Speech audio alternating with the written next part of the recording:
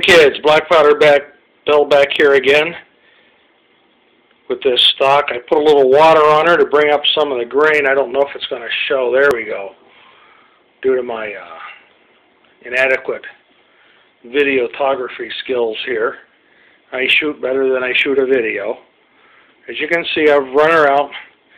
Now you'll notice there's pinholes in there because the barrel was ready to be pinned in. Again, I'm flipping it over. There's the barrel channel. You can see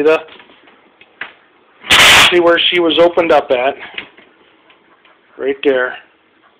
Got a pin there in the front, middle, and down here.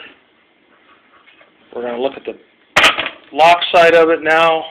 This gun was set up to be a right-handed gun. We're swinging around. Let me get up above it. Get that grain to show a little bit where I wet it down. I believe this is a cherry stock. Again, I cannot confirm that.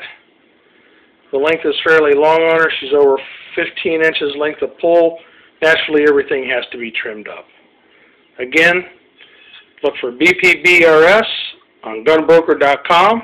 I'm Black Powder Bill. I don't need this stock. $115 gets her shipped to you. Thank you. Take care.